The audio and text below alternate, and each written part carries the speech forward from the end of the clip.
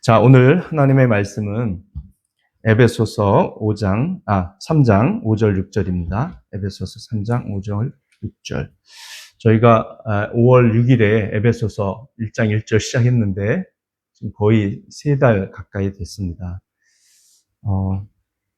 아주 촘촘하게 에베소서를 저희들이 살펴보고 있는데 좀 복된 시간 보내고 있어서 감사하고 있습니다. 자, 3장 5절 6절 읽겠습니다. 제가 읽어드립니다. 지나간 다른 세대에서는 하나님께서 그 비밀을 사람의 아들들에게 알려주지 아니하셨는데 지금은 그분의 거룩한 사도들과 예언자들에게 성령으로 계시하여 주셨습니다.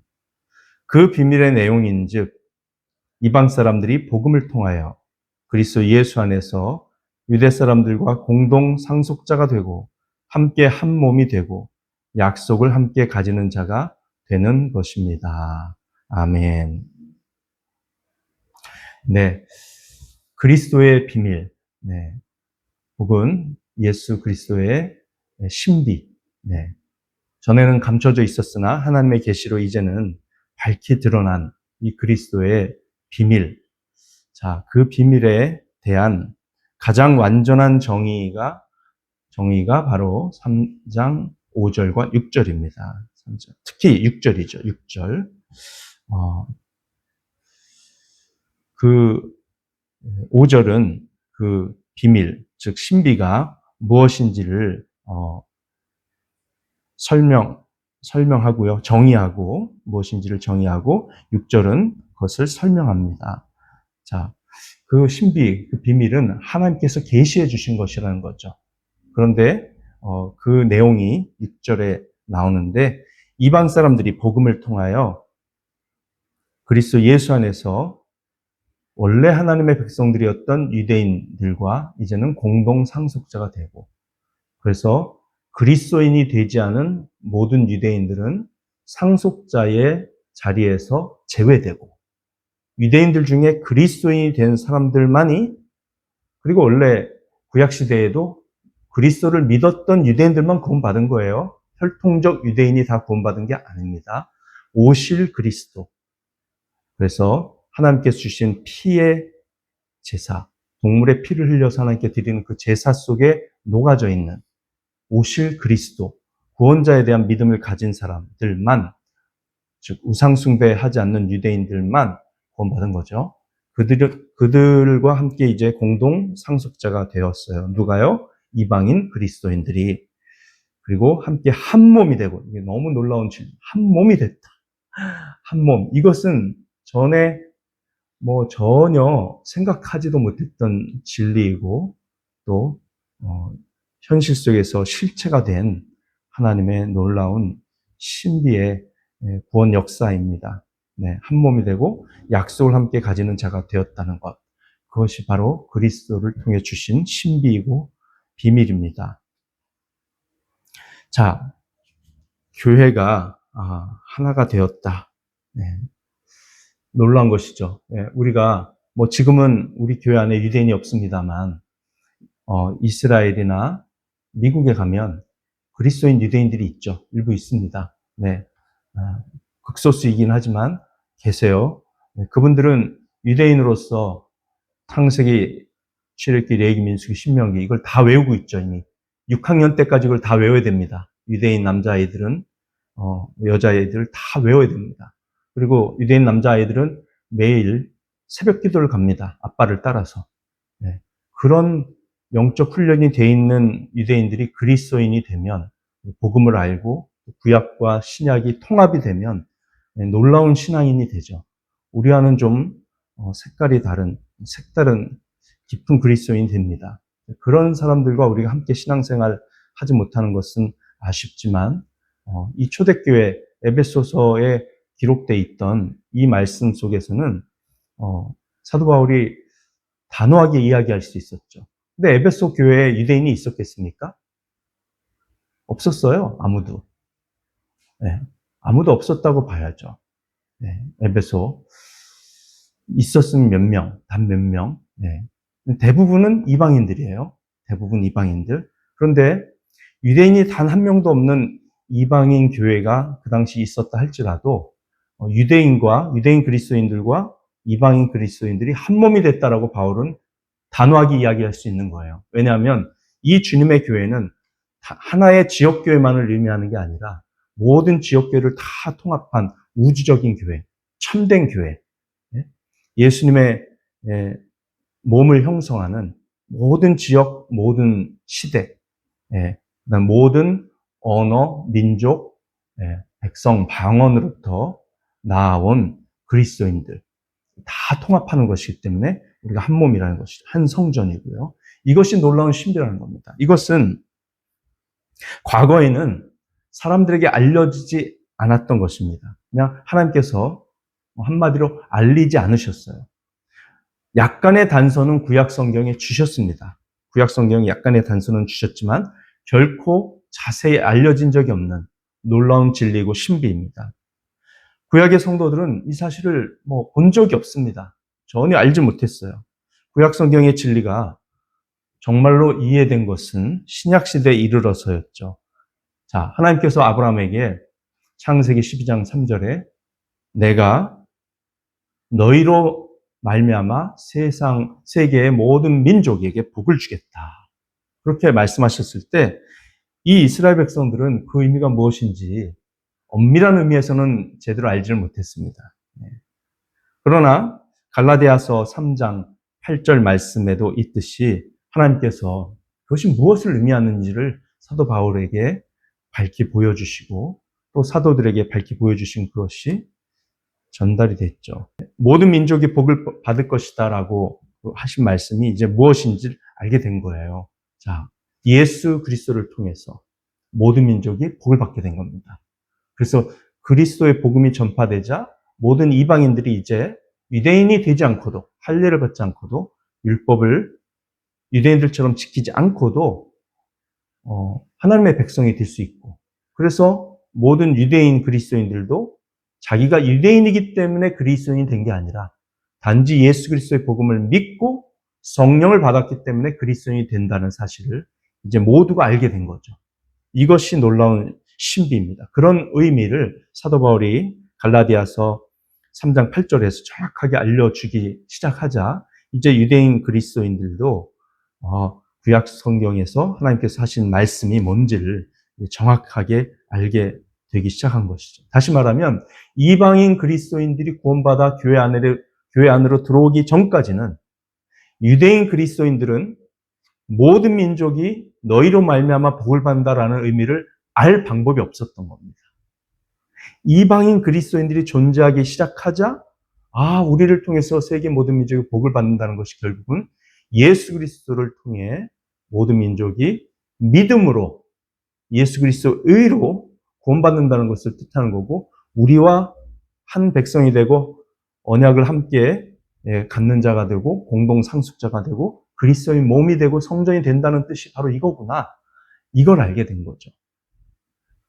그래서 구약시대에는 이 모든 것들이 다 숨겨져 있었지만 이제는 밝히 드러났고요.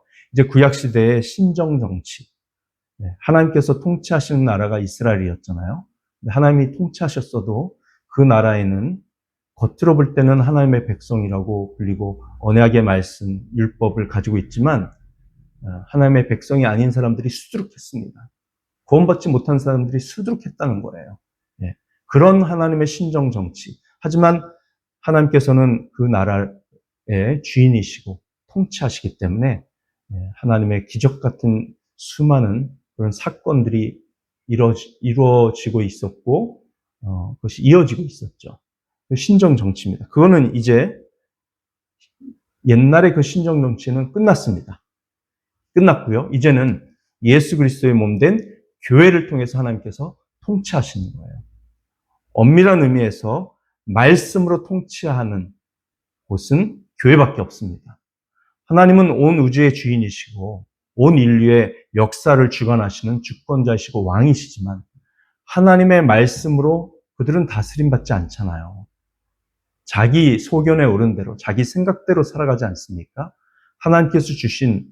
하나님께서 부여해 주신 권위와 질서 속에서 또 양심 속에 역사하시는 하나님의 특별한 섭리, 자연 속에서 운행하시는 하나님의 능력과 질서 있는 통치, 그리고 수많은 자연재해와 인간의 범죄들과 전쟁 속에서도 하나님의 의로운 통치와 또 새하늘과 새 땅을 이루어 가시는 하나님의 구원 역사는 면면이 흐르고 있고 그 통치가 이루어져 가고 있지만 그럼에도 불구하고 세상 사람들은 하나님의 말씀의 통치를 전혀 받지 않고 있지요.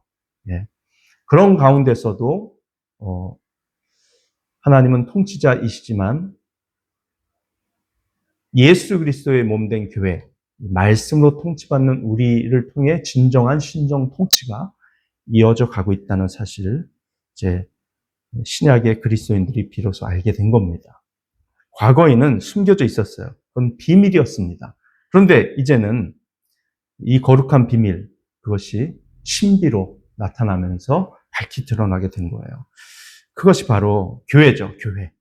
예, 교회 안에서 우리는 남자와 여자가 하나가 되고 이방인과 유대인이 하나가 되고 또 속박된 사람들, 자유가 없던 노예들과 또 자유인들이 하나가 될 수 있는 놀라운 통합과 연합을 하나됨을 경험하게 된 것입니다. 이것이 바로 하나님의 열정이고 이것이 바로 이런 하나됨이 한 세 사람, 하나의 새로운 인류를 창조해 가시는 하나님의 꿈입니다. 네. 바벨탑에서 완전히 나누어졌던 인간들의 그 분열, 그것이 교회를 통해서 회복을 경험하게 되는 것이죠.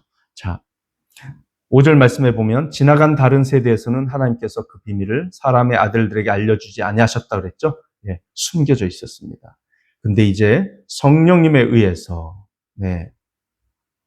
지금은 그분의 거룩한 사도들과 예언자들에게 성령님에 의해서 계시하여 주셨습니다. 자, 지금은 그분의 거룩한 사도들과 예언자들에게. 자, 사도들과 예언자들. 자, 이게 굉장히 중요한 표현이죠. 지금은 계시하여 주셨습니다. 라고 하는 이 표현은요,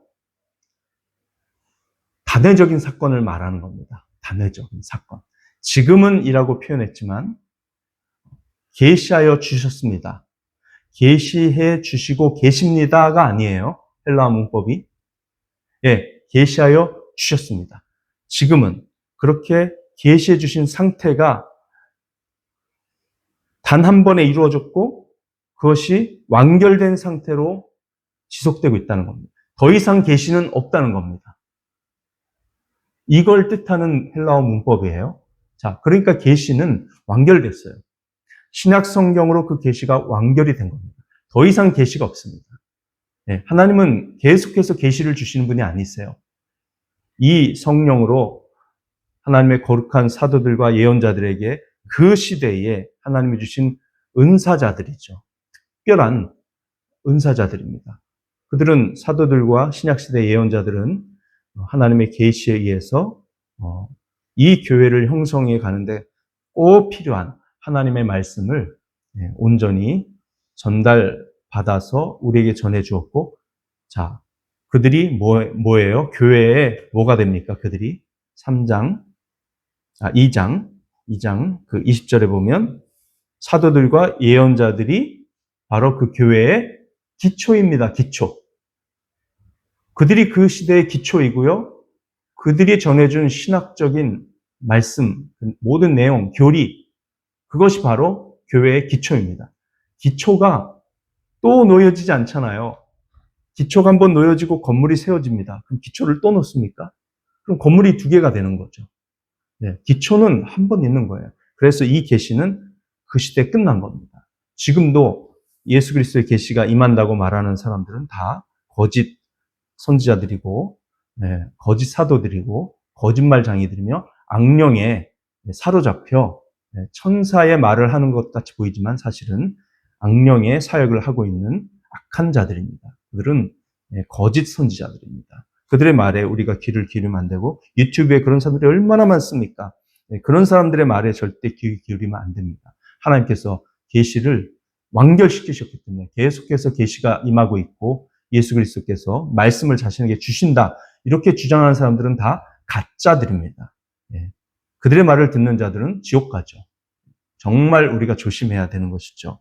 자, 이 말씀이 정말 너무나도 중요한 말씀인데, 제가 우리 고린도전서 설교를 쭉 새벽기도 때 했지 않습니까? 거기서 한번 쭉 정리한 적이 있지만 다시 한번 정리해서 내일 전하도록 하고, 그리고 6절 말씀으로 넘어가야 될 것 같아요. 오늘은 시간이 많지 않기 때문에 제가 조금 설명하는데요. 자,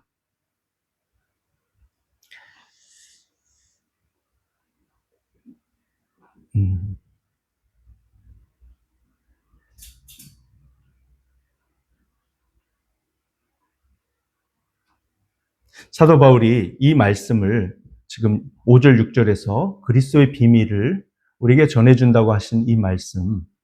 자, 이것은 지금 제가 며칠 전에 말했지만 2절부터 13절까지는 삽입이라고 말씀드렸잖아요. 삽입.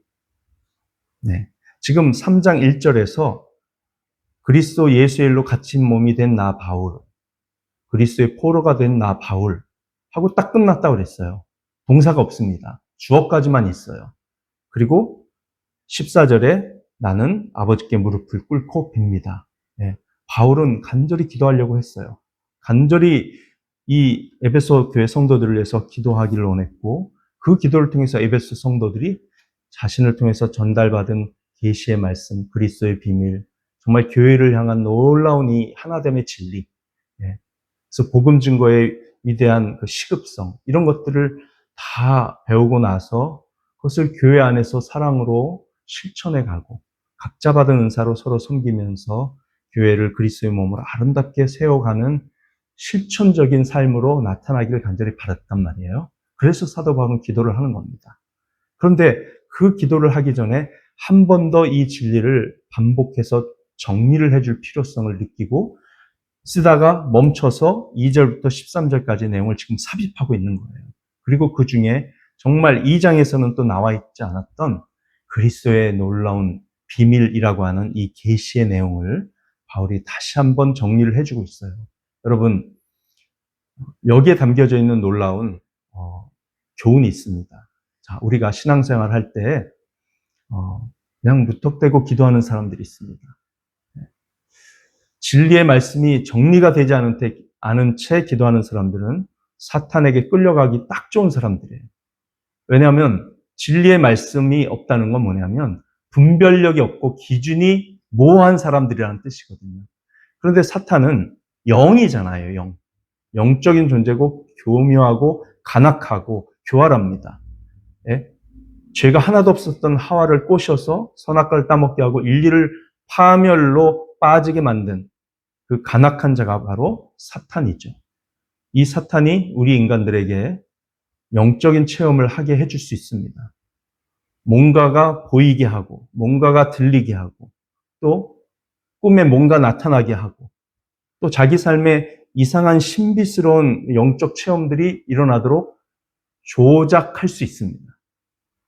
근데 하나님의 말씀에 기준이 없는 사람, 분별력을 갖추고 있지 못한 사람은 그 체험하는 거에 끌려가요.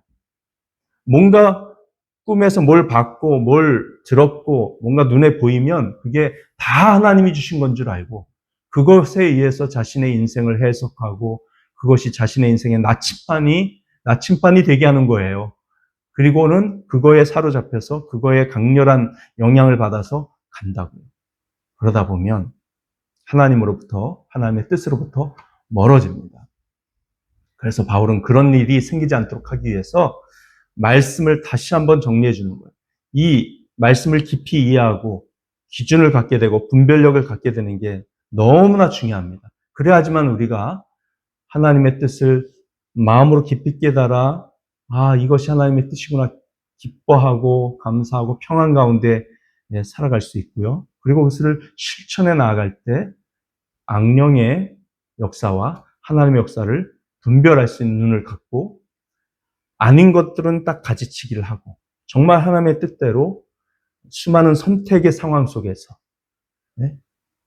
하나님의 길을 제대로 갈 수 있는 것이죠. 그러기 위해서는 말씀의 이해가 정말로 필요합니다. 그런데 말씀의 기준과 분별력 없이 뭔가 체험에 의해서 분별하지 못한 채 나아가는 사람도 어떻게 됩니까? 체험했을 때 막 기쁘죠? 엄청 이뻐요. 평안해요. 막 신기해요. 근데 그 길 따라가면 멸망이라고요. 예?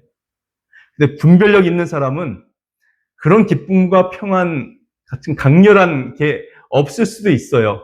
그럼에도 불구하고 확신 속에 나아갈 수 있습니다. 내가 안전한 길을 가고 있고, 내가 이 길을 가면 지뢰밭을 만나지 않을 수 있고, 구덩이에 빠지지 않을 수 있다고 하는 확신을 가지고 나아갈 수 있어요. 그래서 사도 바울은 말씀을 반복하고 또 반복하는 겁니다. 제가 이렇게 자꾸 반복하는 이유도 그래서 그런 겁니다, 여러분. 그래서 우리 오늘 기도할 때 어제 주일 예배 드리면서 수많은 기도 제목들이 또 생겼으리라고 생각하는데 오늘 기도할 때 말씀의 기준과 분별력을 가지고 간절히 기도해서 정말 연약한 가운데 있는 사람들을 우리가 구원하고 이끌어주고 또 그들이 배운 진리의 말씀을 우리의 기도를 통해서 이제 삶 속에서 진정으로 적용하고 체험하고 승리를 맛보는 그런 일들을 위해서 우리 오늘 간절히 기도하는 복된 시간 되기를 바랍니다. 기도하시겠습니다. 할렐루야, 영광이 풍성하신 우리 아버지 하나님, 주님의 지혜와 오묘한 하나님의 은혜 가운데 오늘도 저희들에게 하나님의 이 계시가 주어졌고 완결되었고 사도들과 신약의 예언자들을 통해서 그것이 기초가 되어 우리 교회가 세워졌다는 사실을 다시 한번 붙들게 하시니 감사합니다. 오늘 저희들이 기도할 때 정말 진리의 말씀, 하나님의 기준이 되는 이 말씀을 붙들고 분별하면서 기도하길 원하오니 승리하는 한 주가 되게 하시고 악한 영들에게 하나님 교묘하게 조작당하며 조종당하며 또 미혹당하고 속아 넘어가는 그런 우리의 나날들이 되지 않도록 주님 인도해 주시고 붙잡아 주시옵소서.